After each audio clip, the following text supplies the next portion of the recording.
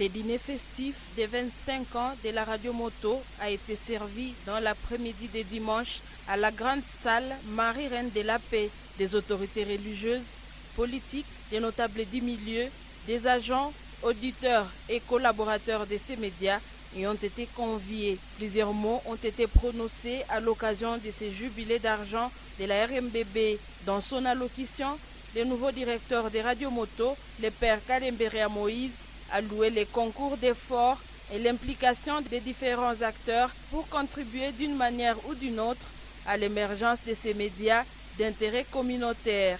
Nos anciens et nouveaux animateurs, nos anciens et nouveaux correspondants, nos partenaires, et en particulier nous soulignons nos autorités politico-administratives, policières et militaires, mais aussi et surtout, chers auditeurs, qui avez toujours été fidèles à cette voix de la radio Moto-Béni.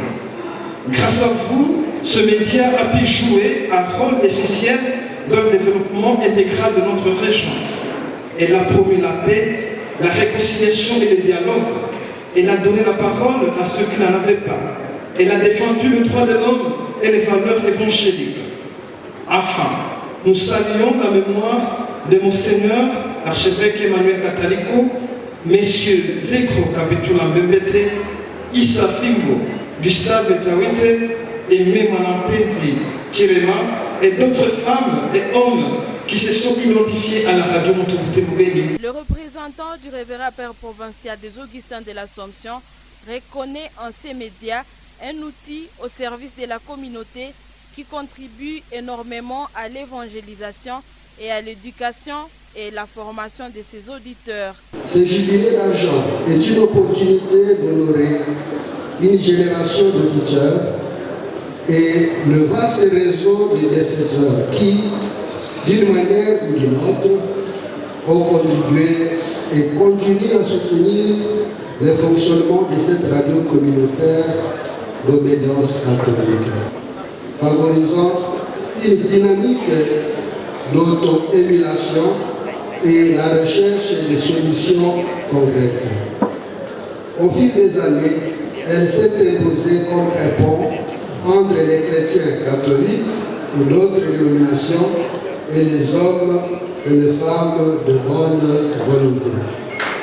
À travers ces émissions riches et variées, elle diffuse des connaissances qui éclairent les consciences. Bien plus, Radio Moto ne se contente pas de transmettre des informations. Elle suscite une participation active, transformant ses auditeurs en acteurs de leur propre développement. Au cours de ce dîner, la radio Moto a décoré les directeurs qui se sont succédés à la direction de ces médias depuis sa création. Merci Radio Moto pour ton engagement. Aujourd'hui, il est curé de Kipatoula. Il a été de même pour tous les chefs de programme et rédacteurs en chef qui ont œuvré dans ces médias.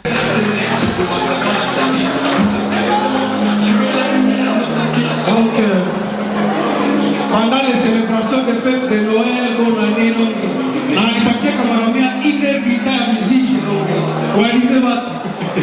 merci Père Claude.